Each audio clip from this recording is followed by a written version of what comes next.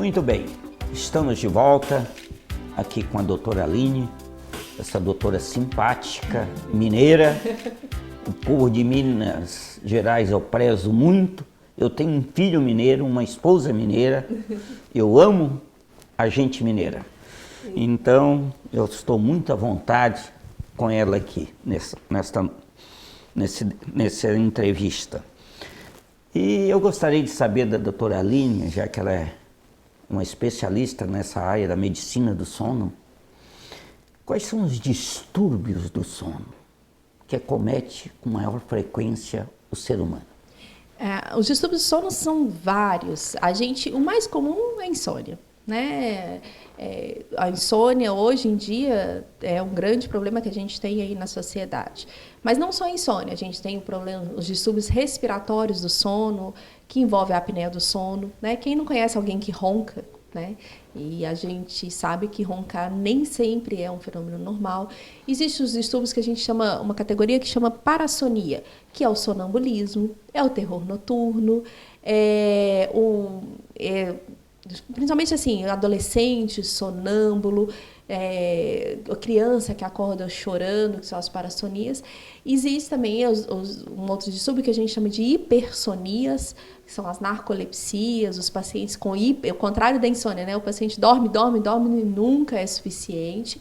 E tem uma categoria interessante dentro da classificação internacional dos distúrbios do sono, que são queixas que a gente não sabe ainda se é doença ou não, né? Tipo falar dormindo, que é o sonilóquio, né? Muito comum, adolescente, né? Falo dormindo, falo um monte de coisa, não lembra de nada. Essas mioclonias do sono, é bem comum, assim, a gente começa a dormir, sabe aquela sensação que você está caindo no buraco, você dá aquele sobressalto, né? Sim. Isso é um fenômeno normal, não é considerado como doença ainda. Então, são diversas categorias os distúrbios do sono. O sono pode ser afetado de várias formas. Pois é. Voltando naquele assunto que a gente estava falando antes das crianças que não dormem muito bem, hoje a gente vê falar muito em hiperatividade, né? Porque a gente se vê muitos casos e há muita confusão nisso. Até eu estava lendo um artigo sobre a síndrome do pensamento acelerado, aquilo. Que muitas vezes pode estar relacionado com isto, né? Também pela falta de sono. Sim. E confunde a hiperatividade com essa irritabilidade, essa agitação que tem a pessoa. Exatamente. Entra no diagnóstico diferencial, né, desses distúrbios da hiperatividade, distúrbios da atenção, os distúrbios do sono. Então, às vezes, é uma criança que ela fica inquieta na escola porque ela não está dormindo bem à noite, ou ela está privada de sono. O que é interessante, assim, o adulto, quando ele não dorme bem à noite, por exemplo, um adulto com apneia do sono, ele fica sonolento durante o dia. É aquele que dorme no volante, ele dorme esperando, né, uma consulta, ele dorme em situações monótonas. A criança não. A criança não fica sonolenta quando ela está privada de sono, ela fica irritada. Ela fica agressiva. Isso aí é muito importante. Os pais que estão nos escutando neste momento, preste bem atenção nisso, porque muitas vezes está dando um medicamento desnecessário. Então, por exemplo, a criança que ronca, um dos sintomas diurnos pode ser, né, a hiperatividade, a irritabilidade. A criança não vai ficar sonolenta, a criança fica irritada, ela não para quieta na carteira, ela não consegue ficar quieta para aprender uma lição, e às vezes você vai ver uma apneia do sono e tem tratamento. Ou então a criança privada de sono mesmo, a criança não tem hábito regular de sono, não tem rotina. E assim, doutor Mário, uma coisa importante para os pais é que tem que ter rotina. Então, sono é rotina, não só para a criança, mas para o adulto. A gente tem que ter horário para dormir, a gente tem que ter horário para acordar. A gente não pode ficar cada hora dormindo num horário, cada hora acordando num horário. E isso para a criança é muito, muito importante. A criança tem uma necessidade de sono maior do que a necessidade do adulto. Então, a criança, dependendo, ela tem que ter uma necessidade também de 10 horas com cochilos diurnos. Ela precisa de dormir também durante o dia. E se a gente priva essa criança criança desse sono noturno e desse cochilo, ou substitui o sono noturno pelo cochilo diurno, às vezes o preço é muito caro. Então, entra, sim, no diagnóstico diferencial das crianças com distúrbios de aprendizagem, com distúrbios comportamentais, como a hiperatividade, os distúrbios do sono. Quanto que essa criança está dormindo? Como é que é a rotina dela de sono? Essa criança ronca? E isso o médico, né, geralmente o pediatra, o neuropediatra, ele tem que investigar, fazer essas perguntas e, dependendo, até mesmo né, fazer o exame da polissonografia, se for o caso, ou avaliação com o otorrino. Tu falaste muito bem sobre a luz. Hoje, não é raro a gente ver nos quartos dos jovens, das crianças, a presença ou do computador, que eu acho que jamais deveria estar num quarto, e a televisão. Qual é o teu posicionamento quanto a isso? Então, a gente sempre orienta... Mesmo no adulto. No adulto. A gente sempre orienta assim, a televisão no quarto, para quem não tem problema para dormir, não tem insônia, deito na cama, durmo tranquilamente, ok, você tem uma televisão no quarto. Mas para quem tem insônia, para quem tem dificuldade para dormir, não pode ter. Igual eu falei, luz, tem que lembrar que luz é estímulo, uma mensagem primitiva para o nosso cérebro de fique acordado. Tem luz, é horário de ficar ativo. A ausência de luz é horário de ficar inativo, ou seja, dormir. Então, para quem tem distúrbio do sono, de qualquer natureza, mas principalmente as insônias, ter televisão no quarto é horrível. Então, uma das orientações que a gente faz em relação ao que a gente chama de higiene do sono, para melhorar a sua qualidade do sono, não tenha televisão no quarto. O quarto tem que ser um ambiente da casa exclusivo para o sono.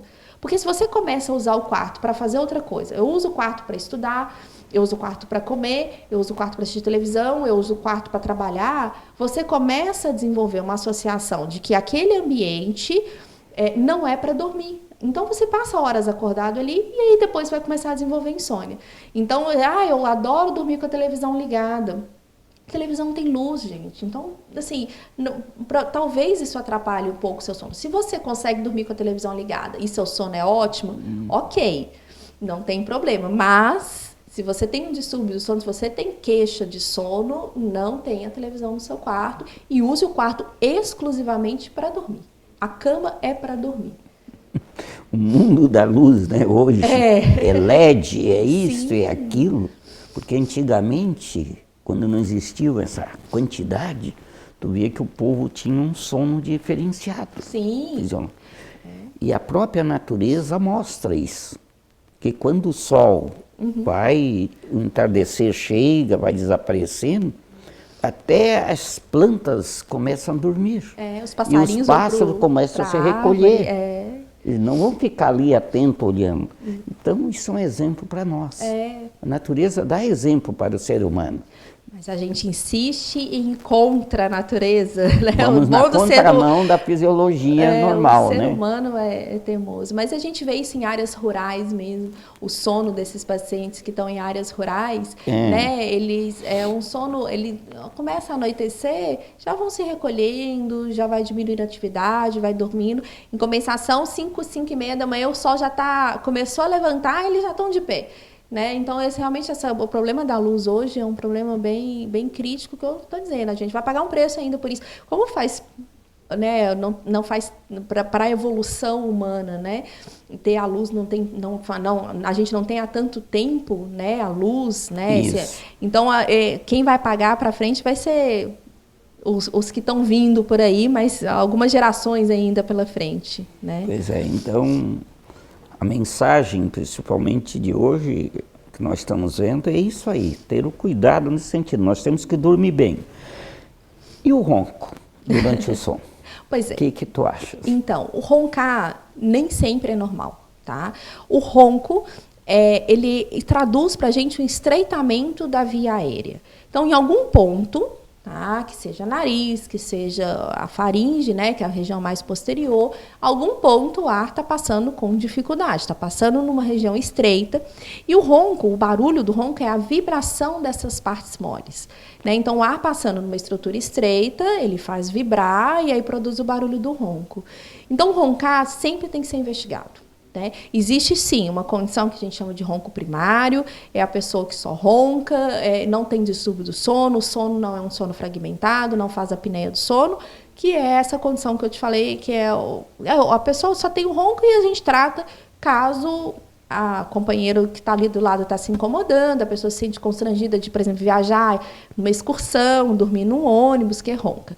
Mas o grande problema é que eu falo que o ronco é a ponta do iceberg, doutor Mário. O ronco é o que chama a atenção e o que leva o paciente, ou às vezes o que é muito comum que eu vejo no consultório, é que quem traz o paciente é a esposa, né? Porque às vezes roncar é mais comum na população masculina.